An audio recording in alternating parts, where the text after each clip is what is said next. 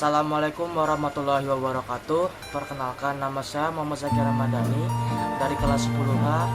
Kali ini saya akan membahas tentang tanah. Peranan tanah sangat penting dalam kelangsungan hidup organisme yang tinggal di atasnya. Khususnya bagi tanaman, tanah menyimpan banyak mineral dan bahan-bahan organik yang berguna bagi tanaman. Kali ini kita akan mempelajari jenis-jenis tanah yang ada di Indonesia berdasarkan proses terbentuknya. Yang pertama adalah tumbuhan, yang kedua endapan sungai, yang ketiga erupsi gunung berapi, dan yang terakhir keempat adalah pelapukan batuan. Jenis tanah yang dihasilkan oleh tumbuhan ada dua jenis. Yang pertama yang bernama humus dan yang kedua bernama gambut. Tanah yang dihasilkan oleh endapan sungai bernama tanah aluvial. Tanah yang dihasilkan oleh erupsi gunung berapi bernama andosol dan regusol. Tanah yang dihasilkan oleh pelapukan batuan ada litosol, latosol, glumusol, dan potzolit. Pertama adalah tanah humus. Tanah yang sangat subur terbentuk dari pelapukan daun batang pohon di hutan hujan tropis yang lebat.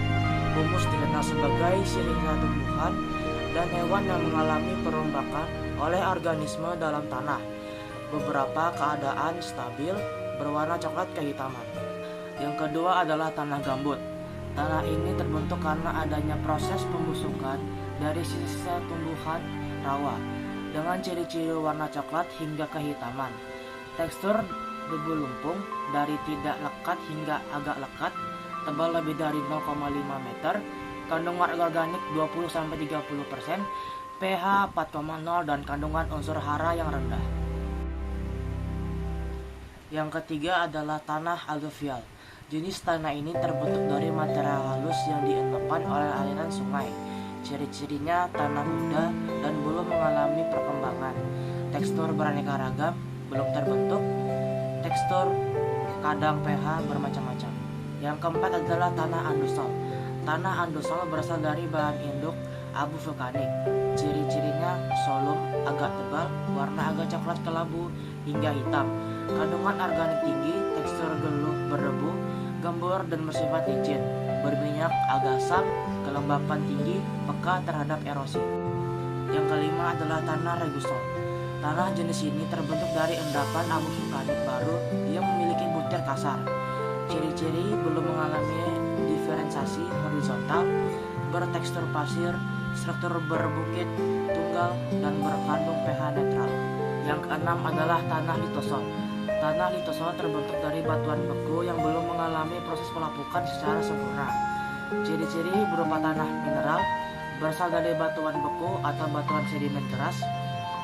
Kedalaman tanah dangkal, tekstur tanah beragam-ragam, terdapat kandungan batuan kerikil, dan lain-lain. Yang ketujuh adalah tanah latosol. Jenis tanah ini terbentuk dari batuan berapi yang kemudian mengalami proses pelapukan lanjut. Ciri-cirinya terjadinya diferensiasi horizontal, kedalaman tanah cukup dalam, tekstur lempung, struktur lemah hingga gumpal, gembur berwarna coklat, merah hingga kuning. Yang kedelapan adalah tanah grumusol. Tanah grumusol adalah tanah yang berasal dari bahan induk, batu kapur, batu lempeng, atau margel yang memiliki kandungan liat tinggi dan unsur hara rendah. Tanah ini dapat digunakan dalam menanam tanaman musim seperti padi, jagung, tebu, tembakau, dan kedelai. Yang kesembilan adalah petzolit. Tanah petzolit merah kuning adalah tanah yang berasal dari batuan kecil dan juga pasir. Sifat tanahnya peka terhadap erosi dan memiliki produktivitas rendah sampai sedang. Oleh karena itu, tanah petzolit banyak digunakan untuk persawahan, perladangan, kebun karet, kopi, dan kelapa sawit.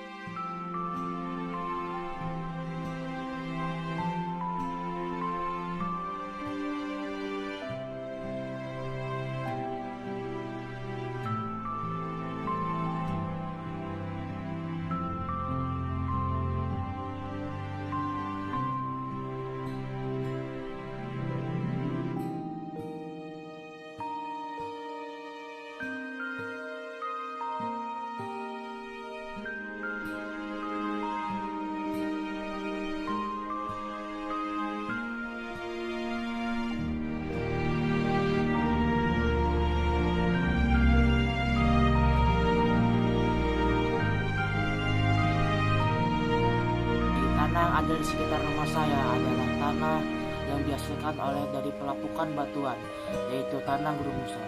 Tanah grumusol adalah tanah yang berasal dari batuan induk batu kapur, batuan lempeng, atau marga yang memiliki kandungan liat tinggi dan unsur hara yang rendah. Tanah yang mengembang apabila dikena air, mengkerut dan keras apabila kering. Tanah ini dapat digunakan untuk menanam tanaman musim seperti padi, jagung, tebu, tembakau, dan kedelai. Itu saja penjelasan dari saya. Saya Muhammad Zaki Ramadhani dari kelas 10H. Pamit undur diri. Assalamualaikum warahmatullahi wabarakatuh dan terima kasih.